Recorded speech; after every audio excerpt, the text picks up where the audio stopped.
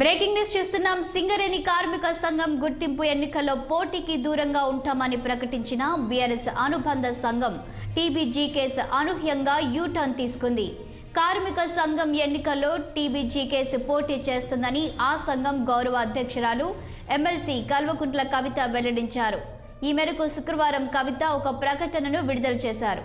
BRS అధినేత KCR సింగరేణిని కాపాడారని 20,000 dependent ఉద్యోగాలు కల్పించిన ఘనత కేసీఆర్కు దక్కుతుందన్నారు. టీబీజీకేఎస్ను గెలిపిస్తేనే కార్మికులకు న్యాయం జరుగుతుందని, దీంతో సింగరేణి ఎన్నికల్లో ఆత్మసాక్షిగా ఓట్లేసి టీబీజీకేఎస్ను గెలిపించాలని పిలుపునిచ్చారు.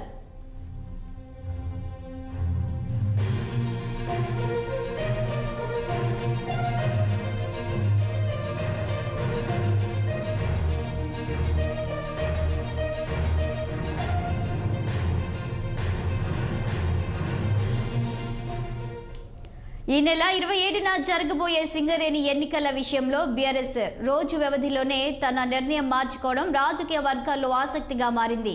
ఇటీవల జరిగిన అసెంబ్లీ ఎన్నికల్లో బీఆర్ఎస్ అధికారం కోల్పోవడంతో సింగరేణిలో పోటీకి దూరంగా ఉండాలని పార్టీ అధినేత కేసీఆర్ నిర్ణయం తీసుకున్నారని టీబీజీకేఎస్ గౌరవ అధ్యక్షురాలైన కవిత పలువురు నాయకులకు సమాచారం అందించారు. అధిష్టానం నిర్ణయం పట్ల సంఘం నేతలు తీవ్ర ఆగ్రహం వ్యక్తం చేశారు.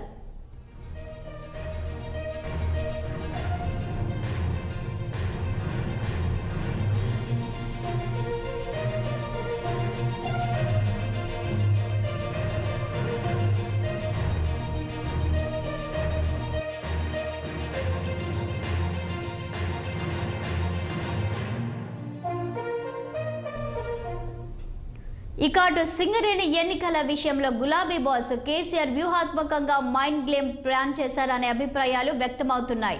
ఇటీవల జరిగిన అసెంబ్లీ ఎన్నికల్లో సింగరేణి పరిధిలోని 12 అసెంబ్లీ నియోజకవర్గాలు ఉండగా వీటిలో కాంగ్రెస్ 10 స్థానాల్లో విజయం సాధించింది. బీఆర్ఎస్ సిపిఐలు చెరో స్థానంలో విజయం సాధించాయి.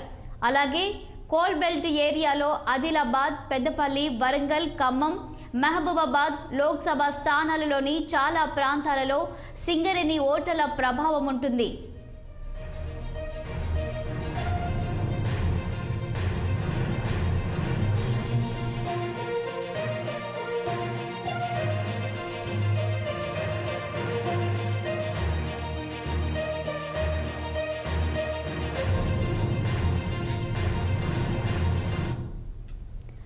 దీనిపై మరింత సమాచారం ఆదిలాబాద్ నుండి మా ప్రతినిధి అరుణ్ అందిస్తారు. అరుణ్, చెప్పండి. ఇప్పటికే సింగరేణి ఎన్నికల్లో పోటీ చేద్దని ఒకవైపు కేసీఆర్ ప్రకటించారు. సో ఇప్పుడు ఎమ్మెల్సీ కవిత చెప్పారు పోటీ చేద్దామని చెప్తున్నట్లు తెలుస్తుంది. ఇక దీనిపై మీ వద్ద ఉన్న సమాచారం ఏంటి?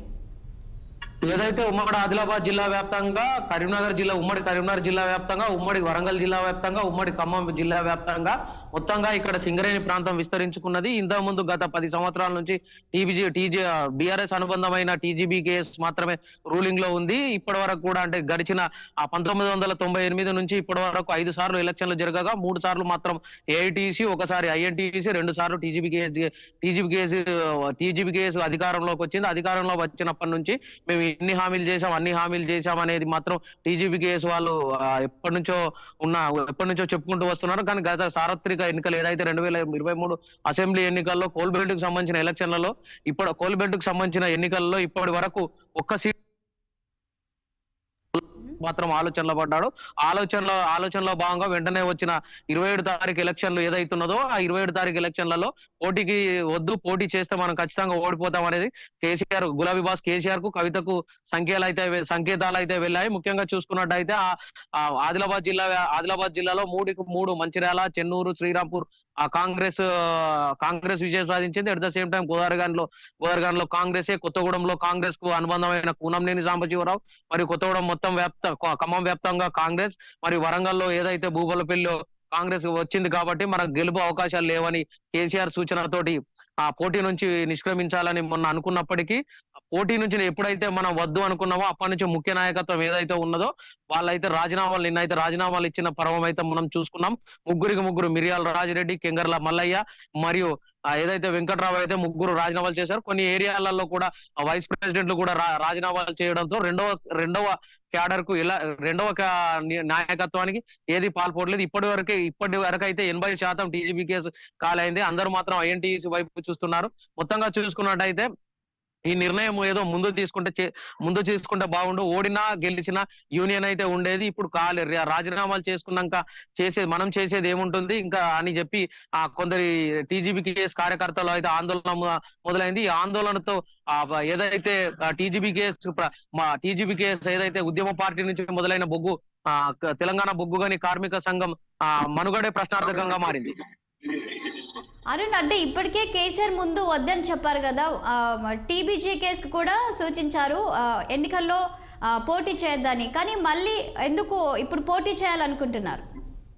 ఏదైతే నిన్న జరిగిన రాజీనామాల పర్వం చూసి గులాబీ బాస్ అయితే వెనక్కి తగ్గినట్టు మనకు సమాచారం. ఎందుకంటే ముఖ్య నాయకత్వం రాజీనామా చేసినాక యూనియన్ మనుగడకే ప్రశ్నార్థకంగా మారుతుందని వెంటనే ఒక ఎమ్మెల్సీ కవిత అయితే, అంటే గౌరవ అధ్యక్షురాల కవిత అయితే ఒక స్టేట్మెంట్ అయితే ఇచ్చింది.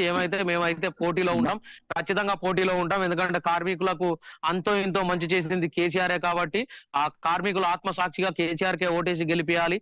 డిపెండెంట్ ఉద్యోగాల అయితే మేమే పునరుద్ధరించాం.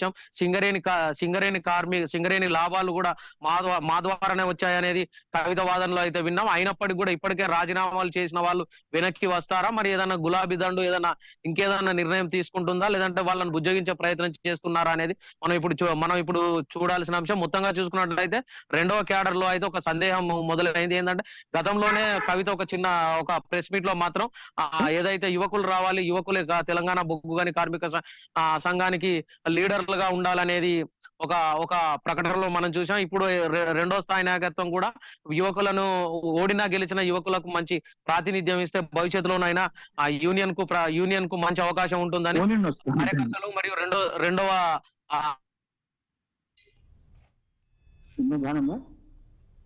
Thank you Arun.